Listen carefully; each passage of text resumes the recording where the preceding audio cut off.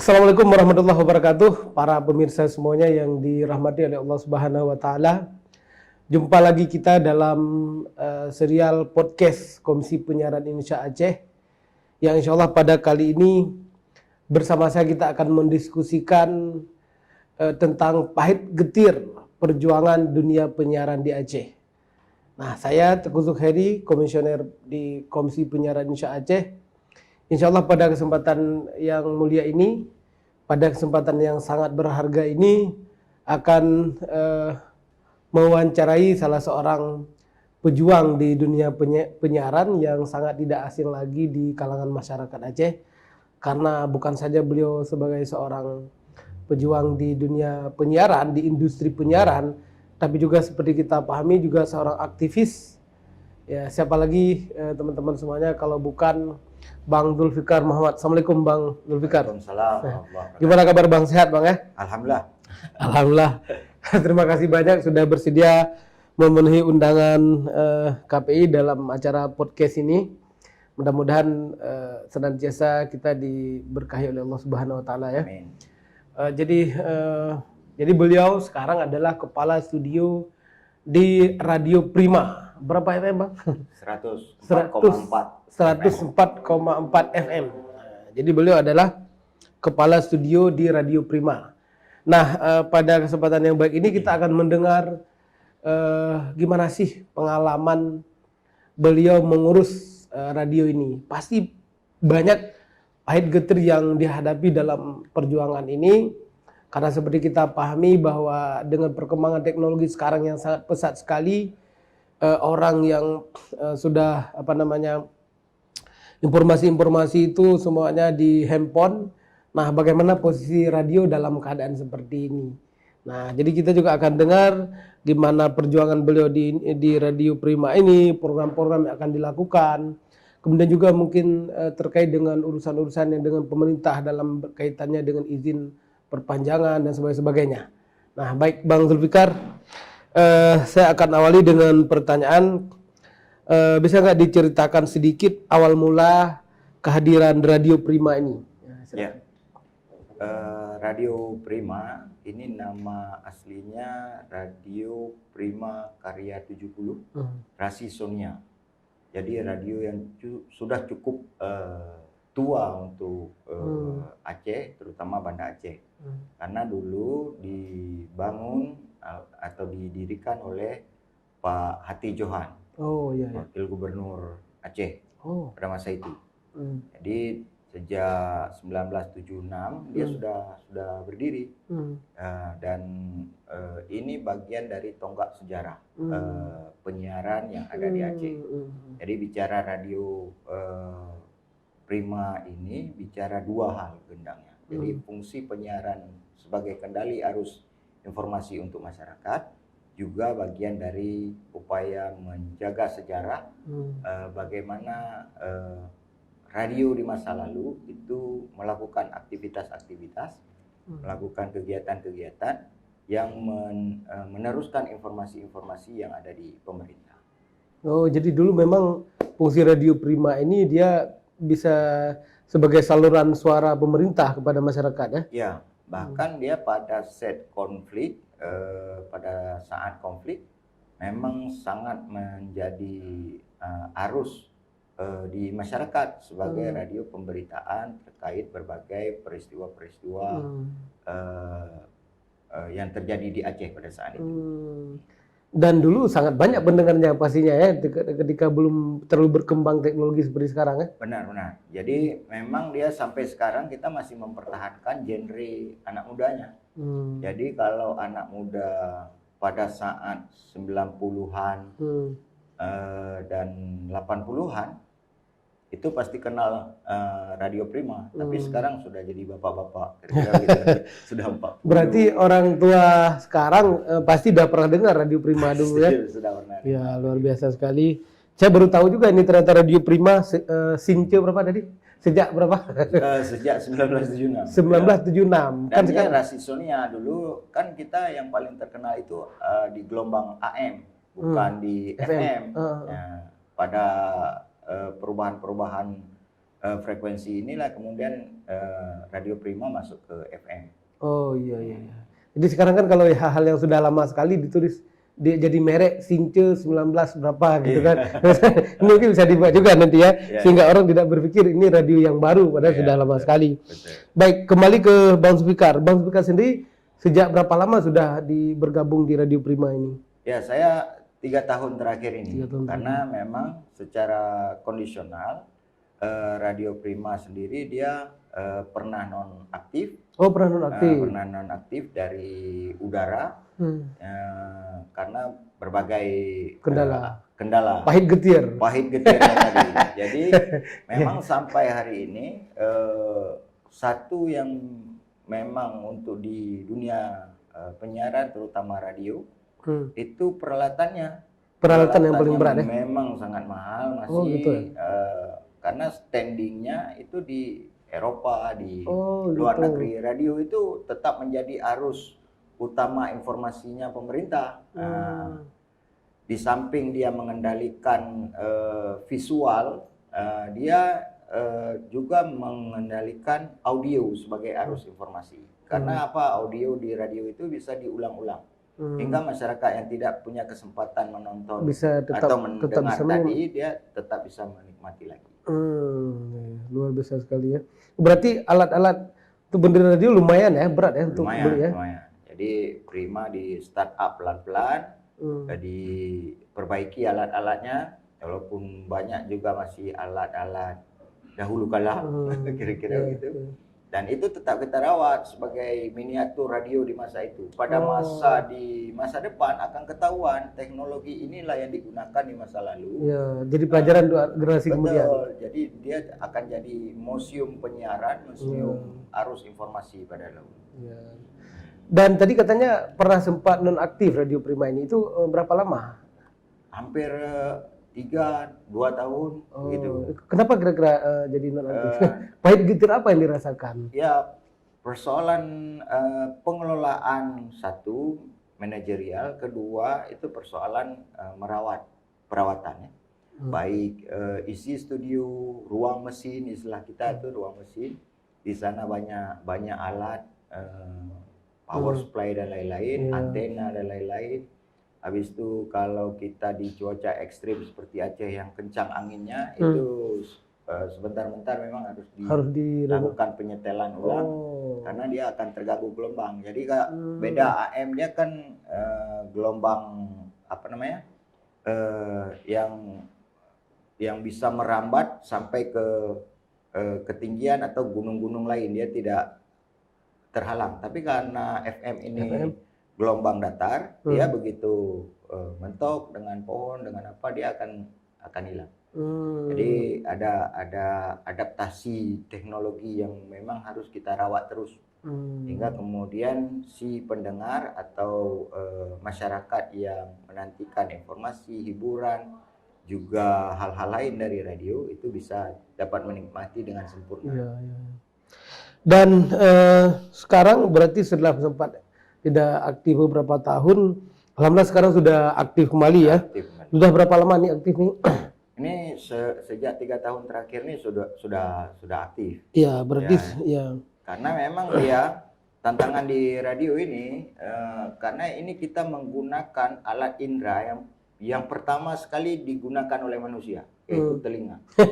Ya, ini audio. Jadi kalau dia suaranya tidak pas, langsung kemudian tidak bulat, mangen, kira-kira begitu, kacau misalkan begitu, itu akan mengganggu semua. Orang akan pindah channel, orang akan pindah ke TV, kira-kira begitu. Jadi memang performance radio itu memang harus memastikan audionya. Jadi tidak boleh asal naik siar, tapi kemudian mengganggu. Karena kalau pendengaran yang diganggu, itu nyamuk aja bisa bermasalah, suara nyamuk aja bisa bermasalah bagi manusia. Karena ini alat indera yang pertama sekali digunakan oleh manusia sejak lahir. Nah, bukan mata. Iyalah. Ya, luar biasa.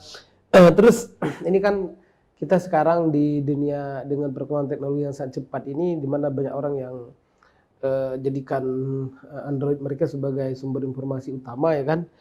Walaupun di Android itu juga ada radio sebenarnya kan. Iya, iya. Nah ini gimana kira-kira upaya yang dilakukan oleh Radio Prima untuk mempertahankan eksistensinya dalam keadaan seperti saat ini? Ya. Gimana Radio Prima agar tetap bisa eksis?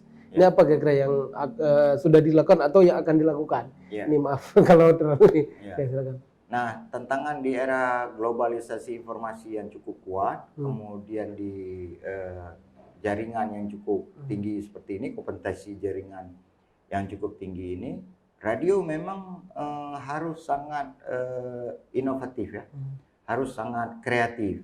Walaupun dia tetap akan kalah pada posisi hari ini, tapi kita tetap percaya satu keoptimisan.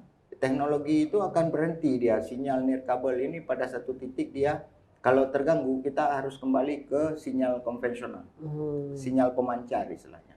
Jadi dan dia paling siap dengan ini kan paling ini. siap karena informasi yang pasti makanya di luaran, di pemerintahan di Eropa, di Amerika dan segala macam Radio itu negara tetap maju. ini ya? Jadi pemerintah tetap pastikan radio harus hidup. Ya, dia gelontorkan seberapapun uangnya dengan bentuk apapun kerjasamanya, karena itu adaptasi ketika terjadi sebuah gangguan yang tadinya menggunakan nirkabel sinyal, dia akan kembali ke pemancar. Jadi kondisi itu tetap dijaga sebagai adaptasi pada suatu kondisi yang tidak diinginkan. Nah, di kita tantangannya itu tidak terjadi. Jadi kita yang harus bertahan. Kita yang harus membiayai diri sendiri, kita harus merawat sendiri. Karena untuk kepentingan yang sama juga, pada siklus arus penularan informasi nanti, dia akan kembali ke siklus yang sama. Oh gitu. Kita harus menggunakan alat konvensional untuk melakukan pancaran informasi. Nah, makanya ini yang kita lakukan di Radio Prima hari ini adalah dulu genrenya adalah anak muda, sekarang juga belum digeser ke anak muda, tapi kemudian diinisiasi kalau sekedar lagu-lagu, sandiwara dan segala macam, itu mungkin mereka akan pindah ke media sosial lainnya. Mereka lebih puas menikmati di sana karena dapat melihat gambar dan lain-lain. Tapi caranya kita adalah bahwa sekarang memasukkan dakwah, radio menjadi dakwah di dalam Radio Prima. Jadi jangkauan dakwah itu tidak hanya di panggung, di masjid atau di mimbar saja, tapi radio kemudian berpartisipasi menularkan semangat Islam, semangat dakwah tadi, isian dakwah tadi. Dia ada ceruknya istilah kami, ada lubangnya tersendiri yang kemudian sambil bekerja, sambil cuci piring, sambil masak, sambil goreng pisang, itu tetap dapat mendengarkan tausiah-tausiah, informasi-informasi terkait Aceh dan lain-lain. Berarti Radio Prima sajian siarannya kepada para pendengar itu fokus kepada dakwah sepertinya ya? Dakwah. Ya, sekarang justru itu porsinya 70%. 70% dakwah. 30% hiburan, yang juga masih nuansanya religi, dan kemudian lain-lain itu adalah informasi-informasi yang yaitu membaca berita dari situs-situs berita, mengulang pembacaan berita. Karena ada banyak berita yang sebenarnya harus diketahui masyarakat, tapi karena kesempatan masyarakat dalam membaca, karena dia harus duduk, akhirnya harus dibacakan gitu ya? Harus dibacakan. jadi menggunakan indera dengarnya kita bantu kembali ke masa-masa awal ya? Iya, betul. Kita bacakan berita-berita tersebut dari sumber-sumber yang terpercaya, kredibel dan terpercaya. Ya. Oke, berarti Radio Prima fokus pada dakwah. Kalau boleh tahu, kenapa bisa mengarah kepada penguatan dakwah? Apa mungkin karena Aceh ini syariat Islam? Ya, karena memang kalau misalkan berdiri di zona hiburan, misalkan top 10 song barat misalkan, atau top 10 song nasional misalkan, itu mungkin akan sama, dia akan berada pada warna yang sama dengan radio dakwah apa saja. Nah, karena misalkan di segmentednya hiburan, tapi soal materi dakwah itu akan lebih khusus dia, lebih unik dia. Nah, untuk kemudian diambil oleh Radio Prima dengan pendengar khusus juga. Ya, kita nggak mungkin lagi rebut semua pendengar, karena pendengar sekarang tersisa di pedalaman, kira-kira begitu, di ibu-ibu, di kede-kede yang sangat sederhana, kemudian di mobil. Nah, kita nggak mungkin berebut semua pendengar sekarang. Jadi dari yang di kede-kede sederhana tadi di perkampungan dan kemudian di mobil, kita harus memilih lagi, menentukan segmented kita, pendengar kita siapa. Nah, pendengar kita adalah orang yang kemudian mau mendengarkan tausiah syariat. Jadi dalam perjalanannya misalkan agama kita merintahkan atau menganjurkan kepada kita banyak-banyaklah mendengar hal-hal yang baik supaya menjadi orang baik, kira-kira begitu. Nah, orang yang kemudian sedang berproses dengan ini kita suguhkan. Ya, jangan sampai jangan sampai ada orang yang ingin berubah, ingin mendengar hal-hal baik, ingin tapi tahu justru tapi justru ditarik kembali ke kiri sama audiens dengar. Terhadap ingin orang tahu banyak terhadap agama, tapi dia tidak tersedia menunya.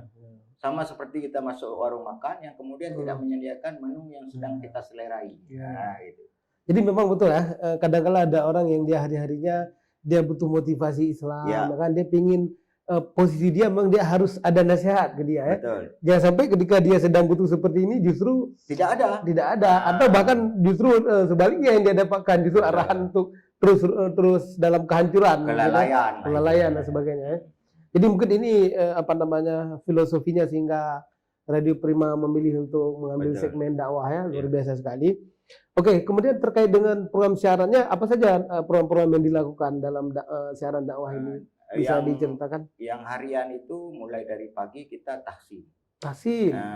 Menggunakan bacaan pada surah-surah sederhana aja, Fatihah, itu surah-surah pendek, yang kemudian kita nilai itu digunakan untuk ibadah harian, ibadah 5 waktu.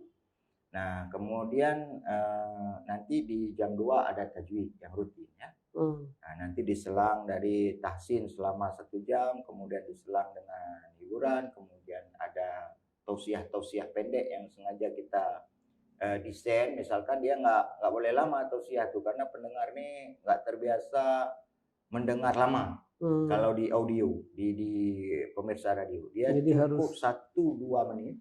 Tapi memang inti apa yang kemudian ingin disasar.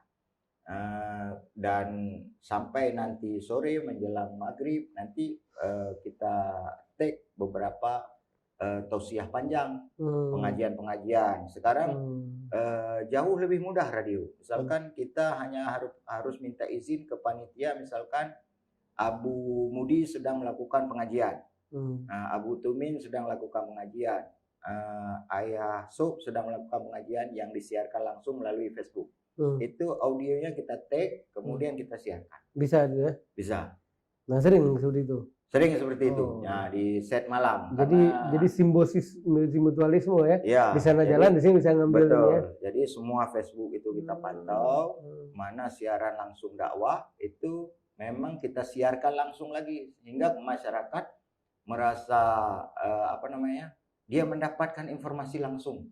Walaupun Abu Mudi sedang di Aceh Tamiang, Ayah Sob sedang di Takengon, tapi pendengar yang ada di Banda Aceh dia punya kesempatan untuk juga bisa mendengarkan hal yang sama. Berarti selama ini sering seperti itu, Bro? Sering seperti itu, karena kita harus pisahkan 3 Tengku Zulkhairi. Jadi pendengar itu sendiri dia ada yang sudah high level, dia akan menggunakan jaringan radio yang berbasis internet. Kemudian ada yang kemudian memilih hanya untuk siaran tertentu saja. Oke. Tapi harus diingat, ada kelompok masyarakat yang jumlahnya sangat besar. Kita kan secara kotak kan kita bisa hitung misalnya. Masyarakat miskin di Aceh itu nomor 1 di Sumatera. Artinya beban hidupnya itu nggak boleh ditambah lagi untuk mendapatkan informasi. Jadi kalau dia harus menggunakan internet, tentu dia akan memilah Daripada internet saya gunakan untuk dengarkan radio atau tausiah, maka dia akan gunakan untuk jejaring komunikasi saja, supaya hemat paket atau kuota. Tapi kalau kemudian radio tetap hadir, dia bisa gunakan sepuas mungkin. Kita yang kemudian bayar internetnya, supaya tausiah itu bisa sampai ke ruang dengarnya pendengar dengan cukup menghidupkan radio tanpa menghabiskan internet. Ini sepertinya tidak banyak yang lakukan seperti ini ya? Atau juga yang dilakukan oleh radio-radio yang lain? Saya rasa teman-teman radio juga di ya, Aceh sudah mulai memodifikasi karena di arus pasar pendengar yang sudah sangat kecil ini, kita harus memilih jeruk lagi yang lebih kecil, fokus dia di mana. Luar biasa sekali Bang Zulfikar. Alhamdulillah ini sangat jelas sekali penjelasan tadi. Kemudian saya mau nanya sedikit tentang ini kan pasti dalam pengelolaan radio pasti kebutuhan anggarannya udah pasti ya. Nah ini gimana Radio Prima ini berjuang dengan keadaannya gimana ya? Memenuhi kebutuhan anggaran operasional harian itu gimana? Ya. Strategi yang dilakukan oleh Radio Prima. Sejauh ini dia masih subsidi silang karena memang di Radio Prima seleksi untuk iklan-iklan tertentu itu agak ketat. Jadi harus sesuai dengan misi dakwahnya tadi. Tapi iklan ada masuk ya? Sampai hari ini belum. Kita belum ikat kerjasama seperti itu. Jadi ini yang kemudian harus kita jaga karena harus segmentednya harus misalkan tiba-tiba sedang tausiah iklan obat tausiah tentang jangan riba, tiba-tiba masuk perkreditan mengajak riba. Jadi harus dihitung betul bagaimana menempatkan iklan di dalam ini, dan kita sedang cari metode yang tepat hingga ruang-ruang usaha masyarakat itu tetap bisa masuk di dalam radio kita. Iya, luar biasa sekali. Jadi tadi dengan subsidi silang ya, sehingga tetap bisa silang. Jadi masih dari kita secara umumnya. Kemudian yang tadi kita kan istilahnya kita tidak perlu bayar narasumber tadi, tausiah. Cuma jadi nggak terlalu banyak pengeluaran sama dengan sebenarnya tidak perlu banyak pengeluaran. Jadi memanfaatkan digitalisasi yang ada kemudian incas ke dalam radio. Dan yang pasti setelah kasus pernah tidak aktif beberapa tahun yang diceritakan tadi, setelah mulai aktif kembali dan sampai sekarang nggak pernah ada hari-hari yang tidak aktif ya sama dengan ya. Terus terkadang mengudara. Kalau misalkan mesinnya lagi bermasalah. Oh ya itu ini lain. Ya. Dan radio karena memang lagi di startup diperbaiki di sana sini. Kita juga belum sangat adaptif pada cuaca ekstrim. Jadi kalau cuaca ekstrim lebih baik mati. Itu kan keadaan teknis lapangan ya. Betul. Tapi yang pasti alhamdulillah terus mengudara ya. Dan ini kita di Komisi Penyiaran Indonesia Aceh ini KPIA ini juga berharap agar penyiaran di Aceh ini terus tumbuh dan berkembang. Makanya hari ini juga selain kita podcast, kita juga ingin dengar keadaan pahit getir di lapangan sehingga kita bisa memahami, menyelami perjuangan dari teman-teman di lembaga penyiaran ya kan. Kemudian juga saya ingin tanyakan ya terkait dengan dalam urusan-urusan perpanjangan izin, pembayaran IPP dan sebagainya yang hari ini semuanya sentral ya ke pusat urusan dengan Kominsa. Kalau dulu mungkin pengurusan izin dapat rekomendasi di KPI dan sebagainya. Tapi sekarang seperti kita pahami sejak keluarnya UU Ciptaker ya, UU Cipta Kerja itu semuanya harus ke pusat. Nah, termasuk juga dalam urusan perpanjangan izin ini urusannya ke pusat semua ya. Nah, dalam hal ini gimana kira-kira respon dari Radio Prima? Ya, kalau boleh memberikan masukan, secara conditioning khusus harus dilihat Aceh dalam suasana yang lain ya. Misalkan di Surabaya, kenapa radionya bisa 1, 2, 3 untuk satu perusahaan, studionya bisa besar dan lain-lain. Karena memang semua bisa dimuat, tapi di Aceh kan etikanya kan satu, karena kita daerah bersyariah, maka harus dijaga etika itu, kira-kira begitu ya. Nah, jadi tidak semua informasi itu harus disiarkan, semua lagu itu cocok, semua kegiatan hiburan itu pas. Jadi ini yang harus dijaga. Nah, kedua, kalau ada radio yang masih hidup saat ini, itu saya yakin orang di dalam studio itu orang gila tuh. Nah, karena memang Semangatnya ya. harus diakui bahwa memang ruang dengar itu sudah berpindah sekarang. Orang akan menggunakan ruang dengar sekaligus visual. Jadi tidak menarik lagi hanya sekedar memainkan audio. Orang gila dalam tanda petik ya. Orang gila dalam tanda petik. Kalau ada aja kita putar terdengar suara orang di dalamnya, itu pasti orang yang sangat militan mempertahankan eksistensi radio dan menjaga agar kemudian kalau ini kan kita juga sebenarnya konteksnya konteks pertahanan negara. Konteks yang dimana kalau kita di kop saja atau di hack saja sinyal, mati saja Telkomsel satu hari, itu seluruh bara tentara, keamanan dan lain-lain nggak bisa digerakkan. Karena kan mati sinyal. Panik ya, bisa panik ya. Bisa panik. Kebencanaan tidak bisa dikendalikan dan lain-lain. Satu-satunya yang bisa dikendalikan adalah pemancar. Kembali ke pemancar. Tapi kan harus dipahami juga bahwa radio saat ini di Aceh, di masyarakat saja tidak ada lagi radio kecuali ada di mobilnya. Nah, tidak ada lagi yang tip-tip kumpul dulu dan segala macam, nggak ada lagi. Nah, terkait dengan itu maka harus ada perlakuan ya bukan khusus tapi kemudian pelayanan prima untuk Aceh. Kalau kemudian kita harus ke Jakarta dan segala macam, itu tidak cocok. Jadi kalau bisa kementerian itu seperti SIM keliling. Ya, dia buka kantor satu unit yang kemudian kita bisa akses untuk berbagai hal. Nah, baik ISR misalkan kebetulan ada Balmon di Aceh. Alhamdulillah. Jadi mudah koordinasi terkait sinyal dan lain-lain. Kemudian ya terkait IPP sungguh kendala bagi daerah. Kendala ya? Ya, kendala bagi daerah karena nanti kita harus masuk ke SIM P3. Ke SIM P3 kita akan input dokumen, kita tidak tahu sejauh mana dokumen itu cukup lengkap karena dia seharusnya kan ada arahan berdasarkan peraturan-peraturan yang baru kira-kira. Makanya harus ada asistensi. Jadi izin penyelenggaraan penyiaran IPP itu baiknya kalau pemerintah pusat kemudian mengambil alih, maka dia harus juga kemudian menyediakan kantor kelilingnya. Nah, misalkan untuk Aceh bagi radio yang kemudian ingin mengurus izin atau apa atau belum bayar SPP, belum ini belum itu, selama 20 hari kami ada di Aceh kantor kelilingnya.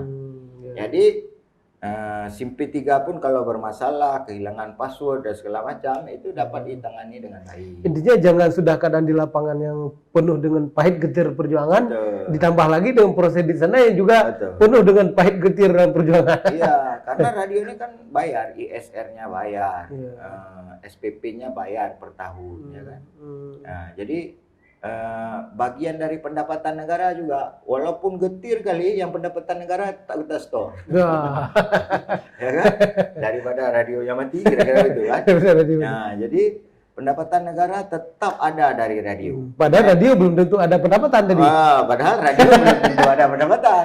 Makanya kemudian layanan pemerintah sesuai dengan misalkan Kepmenpan 63, pelayanan prima, itu jangan slogan. Baiknya itu betul-betul ada, hadir di provinsi-provinsi. Jadi khususnya untuk Aceh perlu pelayanan prima dari Kominfo terkait dengan urusan-urusan penyiaran ini ya. Ini dibilang pelayanan prima bukan karena nama radionya Radio Prima kan? Bukan. Ya, tapi karena memang karena slogan negara istilahnya memberikan negara pelayanan sedang prima. mengangkat isu layanan Di mana pelayanan primanya gitu. Itu dia. Oke, berarti kalau sama ini pernah dapat misalnya surat dari Kominfo dan sebagainya, itu gimana tuh? Di email atau gimana? Iya, ada di email, ada yang di WA, ada yang di Surat. SIM P3, surat misalkan tagihan, ISR. Tagihan itu gimana dikirimnya? Nah, itu satu kendala tersendiri dia. Nah, karena misalkan untuk membayar SPP, itu aplikasi yang diikat ke Menginfo itu dengan Briva, Briva. BRI. Ya. Nah, kita Sekarang sudah nggak ada lagi Briva. Ketika nggak ada BRI atau bank konvensional lainnya, itu pemerintah belum secara maksimal memberikan bisa kerjasama dengan Bank Syariah Indonesia. BSI, Ya, mudah-mudahan ke depan sedang diusahakan dan lain-lain. Tapi ini kan kondisi-kondisi yang kemudian ada upaya perbaikan akun, metode pembayaran dan lain-lain yang harus dilakukan oleh pemerintah sebagai layanan. Nah, karena memang bukan kita nggak bayar, kadang-kadang nggak bisa masuk dia. Ya. Jadi dan Komisi Penyiaran Indonesia Aceh sendiri sebenarnya kemarin juga sudah audiensi dengan pihak BSI Aceh. Ya, kita minta agar BSI menyediakan alternatif pasca ditinggalkan oleh Briva ini. Iya. Sudah kita surati BSI Aceh, juga kita minta agar BSI Aceh segera menyurati BSI Pusat supaya memberikan alternatif ya untuk pengganti Briva ini. Iya. Ya mudah-mudahan nanti adalah solusi dari ini ya, insya Allah ya. Betul. Jadi intinya kesimpulan yang saya ambil tadi sudah pahit getir di lapangan, jangan ditambah lagi dengan pahit getir ketika berusaha dengan pemerintah. Kita belum tentu ada yang baik. Walaupun ada pendapatan di lapangan, tapi apapun terjadi pendapatan negara tetap kita. Negara harus ini pendapatannya ya. Luar biasa. Jadi ini komitmen sebagai warga negara yang baik lah ya. Radio yang baik. Ya, sebagai radio yang baik. Baik, ini mungkin terakhir yang akan saya katakan adalah jadi bagaimana agenda Radio Prima ke depan terkait dengan pengembangan radio agar ya kita berharap, ya tentu saya juga berharap, KPI ini juga berharap bagaimana agar radio ini semakin eksis ya kan. Kalau tadi di luar negeri kita mendengar informasi radio tetap jadi alternatif utama, pemerintah juga sangat peduli terhadap pengembangan radio. Seperti mungkin saya pernah dengar radio apa itu namanya BBC ya. Itu kalau di Jakarta El Sinta luar biasa itu yang memang sangat eksis sampai sekarang ya. Saya dulu pernah di Jakarta berapa tahun, yang saya dengar pagi itu radio di beberapa tempat itu orang putar radio El Sinta. Jadi dan informasinya pun mungkin kalau di media seperti semacam Detik News ya. Jadi per menit dia dilapor. Dan ada orang di lapangan, orang radio El Sinta itu ya. Saya nggak tahu juga gimana kerjanya, tapi yang pasti sering dengar waktu dulu kan. Ya mungkin kalau di Aceh sebenarnya bisa juga dibuat seperti itu ya. Bisa juga, makanya dia di negara-negara maju saya ingin mulai misalkan apa yang bisa dilakukan radio luar biasa banyak. Misalkan saya ingin sebutkan misalkan bahwa Aceh itu tidak bisa dilihat dengan kondisi sekarang, dia harus dilihat dengan 20 tahun mendatang. 2042 itu kondisi Aceh seperti apa? Kemungkinan padat, macet dan segala macam itu akan juga terjadi di kita. Belajar dari daerah-daerah lain. Jadi di negara-negara luar itu kemudian di samping daerahnya memastikan di mana-mana. Jadi internet besok akan murah dia karena negara menyediakan di mana-mana. Nah, karena hubungan orang akan terhubung dengan internet semua. Jadi nggak ada beli-beli paket kira-kira begitu lagi. Jadi kayak radio kalau dulu ada wartel, warung telepon ya. Sekarang nggak ada lagi ya. Nanti di ruang-ruang publik maka Aceh sebenarnya harus bergerak ketika kita sedang punya anggaran melalui Komisi Informasikah, melalui teman-teman Dinas Infokomkah dan lain-lain. Jadi ruang digital itu akan ada misalkan dengan pemasangan kamera, kamera-kamera, dan kamera-kamera itu bisa diakses radio. Waktu diakses radio seluruh informasi lalu lintas misalkan itu bisa langsung cepat disampaikan karena orang di mobil itu nggak akan lihat visual. Dia akan visual itu sendiri kemudian dikooptasi pada isu nasional saja. Dia nggak akan bercerita tentang daerah. Radiolah yang kemudian mengendalikan informasi tentang daerah. Ya. Nah, pada kondisi itulah yang kemudian radio bisa sangat penting. Nah, kedua, pada kondisi saat ini yang kemudian orang harus mengakses pendidikan.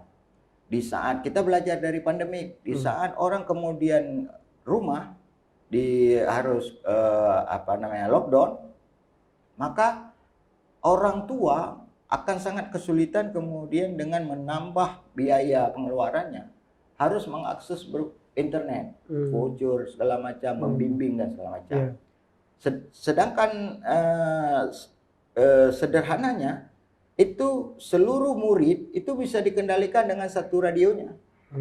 Dia langsung bisa belajar, dia langsung bisa mendengarkan teori-teori pendidikannya dan segala macam tanpa dia harus menambah. Kita harus lihat ini, dudukkan Aceh pada nomor 1 kemiskinan. Kalau kita sudah cukup mapan yang seperti tadi itu sudah bisa kita ukur bahwa semua orang punya kesempatan yang sama. Tapi ini kan dengan nomor 1 miskin itu kita bisa ukur bahwa tidak semua punya kesempatan yang sama bisa belajar melalui internet dengan gurunya. Ada anak-anak yang kemudian misalkan di Lanteba yang jangkauan radio kita sampai, itu nggak akan mungkin belajar ke internet, gurunya pun tak kemana. Pasti dengar ya. Nah, makanya kita misalkan slot hari ini belajar matematika kelas 3 SD. Ya, guru kita panggil ke radio dengan satu pemancar, orang bisa belajar, mendengar, mengevaluasi apa yang sudah didapatkan dan lain-lain. Karena bahasa radio itu adalah bahasa visual sebenarnya. Orang mendengar seperti mengalami sendiri. Jadi teknik komunikasi kayak orang cerita di samping. Betul. Kalau kita 80-an itu pasti sangat paham dengan bagaimana sandiwara sor sepuh.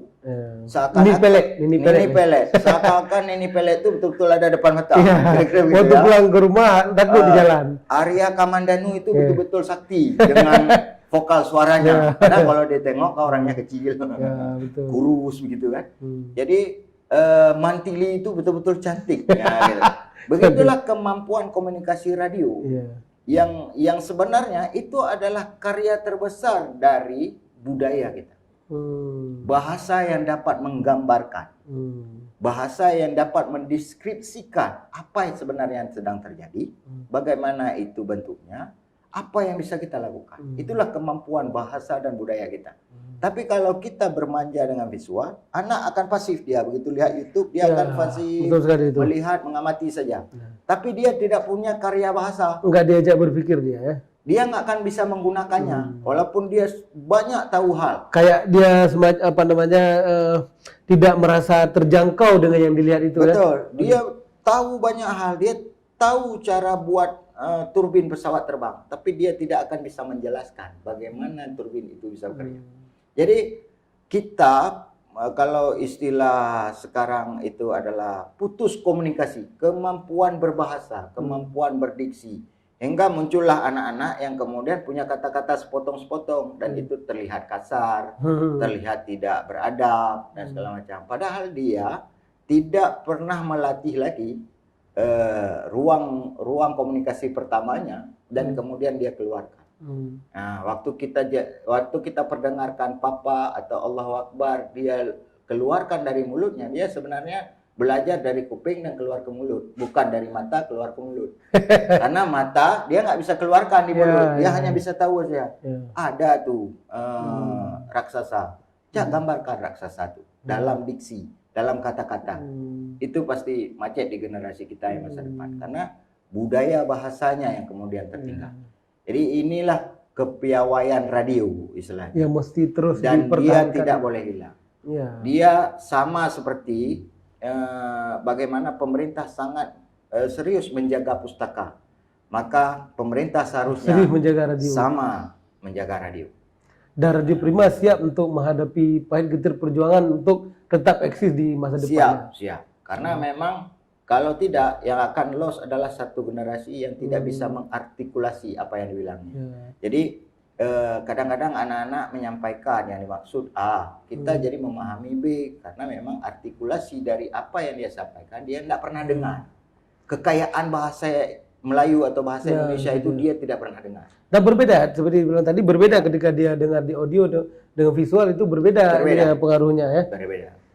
Kalau apa tadi bilang kalau misalnya dia di visual dia paham tapi dia nggak bisa mengungkapkannya. Dia tidak bisa menguraikan. Sementara audio ini karena dia nggak melihat, jadi dia harus bisa mengekspresikan. Betul. Di mata dia tergambarkan ini pelet itu pasti mengerikan. Kira-kira gitu. Jadi dia harus cari bentuknya ya. Jadi diajak untuk bernalar. Bernalar dan bahasanya dia akan uraikan sendiri karena nalar. Hmm. Gambaran ini pelet yang mengerikan itu dia akan ceritakan ini pelet itu mengerikan, giginya panjang-panjang, terserah tuh. Sama dengan dengar siaran radio ini mengajak orang pendengar ini untuk berpikir ya.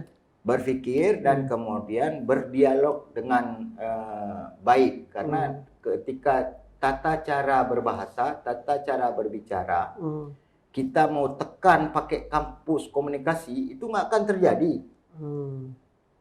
Kemampuan berkomunikasi suatu bangsa itu diperkenalkan lewat audio informasi. Ya, seberapa kuat audio informasi kemudian menularkan diksi-diksi yang tadi apakah mau diarahkan menunjukkan, berkarakter, kemudian berwibawa, berisi dan lain-lain. Ini baru saya baru tahu juga ini informasi ini, luar biasa. Ternyata seperti ini ya. Itu makanya kita radio. Berarti kita wajib mempertahankan eksistensi radio dan juga melakukan pengembangannya ya. Wajib. Ya. Jadi penyiar itu cukup bilang bahwa kemarin kita ke laut sambil bermain pasir yang warna. Jadi orang langsung membayangin ya. Dan hanya penyiar radio yang bisa ketawa sendiri. Jadi kan kalau orang lain baik di TV maupun di mana-mana itu harus ketawa dengan ada lawan. Hanya penyiar radio yang tiba-tiba ketawa sendiri. Makanya dianggap apa tadi gila di sana. Gitu. Ya, jadi hanya itu kemampuan budaya bahasa kita yang cukup kuat. Dan saya juga mau jelasin sedikit dulu kenapa saya jadi suka di dalam dunia dunia komunikasi dan penyiaran ini. Karena dulu saya sejak SD sering dengar radio di Aceh Utara itu, kampung saya. Saya suka sekali dengar konsultasi agama Islam. Lupa saya entah siapa yang mengasuhnya. Entah radio Adimaja dulu saya dengar di sana. Jadi intinya setiap malam Jumat itu ada konsultasi agama Islam. Akhirnya saya waktu itu entah kelas 4 SD karena sering dengar radio itu biasanya saya bikin tempat kawan karena nggak ada radio sendiri kan. Jadi akhirnya saya sering buat surat untuk tanya jawab. Gimana kupon. Saya bawa ke antar kantor pos habis duit 2.000 3.000 gitu kan. Jadi akhirnya dari sana dan saya yakin dari ketika mendengar radio ini terus membentuk ini ya rasa cinta kita terhadap dunia semacam itu ya. Dan tanya jawab itu sampai hari ini masih terjadi di radio dengan memanfaatkan digital lainnya kan. Yang kemudian tengah malam misalkan telepon para pendengar berdiskusi. Nah kita lagi kembangkan satu konsep bagaimana misalkan menjawab isu sosial hari ini angka perceraian dengan cukup tinggi. Jadi membuka ruang curhat dengan orang alim, membuka curhat dengan psikolog supaya dia bisa mempertahankan keluarganya. Jadi kalau nelpon pakai visual orang malu. Tapi kalau nelpon ke studio radio, dia boleh sebut namanya kaki langit inisial atau dia boleh curhat. Dan sepertinya saya pernah dulu seperti itu. Telepon curhat. Saya pernah telepon. Saya bilang ini saya lagi putus cinta. Ini gimana ini caranya? Kirim salam ya kan. Saya teringat tadi. Oke. Dan sebenarnya cara-cara ini sangat efektif. Karena bagi orang Aceh kan tabu menceritakan apa yang sedang dialami di keluarganya. Padahal ketika masalah nggak diceritain justru dia akan tambah masalah. Nah, para peneliti menyebutkan bahwa angka perceraian di Aceh cukup tinggi itu salah satunya adalah pengakibatnya adalah karena tanpa konseling. Ketika bermasalah dia tidak langsung ambil keputusan, bertemu dengan teman konseling. Dan dia nggak bertanya sama orang lain. Dan dia bertemu dengan kompor. Gitu. Langsung panas, ketemu udah masalah panas di luar, dipanasin lagi panas di dalam, dipanasin lagi di luar. Jadi ini perlu ada upaya kehadiran radio untuk mengambil peran ini. Mengambil peran itu siapapun boleh telepon dari manapun. Berarti Radio Prima sudah belum program seperti ini? Kita sedang rakit karena ini hukum keluarga. Jadi apakah di ruang-ruang tertentu bagaimana kita menjaga kerahasiaan pendengar dan lain-lain itu sedang kita set. Jadi hingga kemudian misalkan suaranya kalau dia butuh disamarkan karena suara kadang-kadang bisa dihafal orang kan.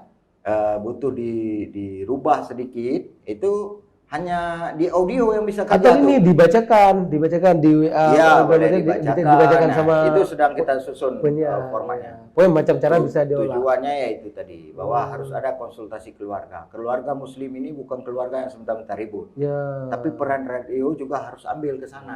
Luar biasa. Masya Allah.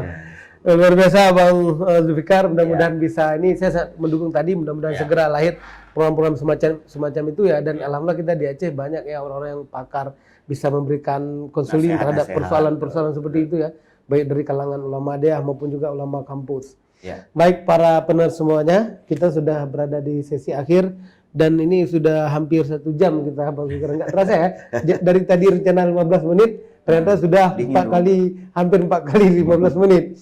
Nah, ternyata sangat penting, sangat banyak sekali tadi informasi-informasi penting yang disampaikan oleh Bang Zulfikar Muhammad, dan ini menunjukkan bahwa betul beliau ini sebagai seorang aktivis. Baik, ada aktivis di luar dan juga aktivis di radio.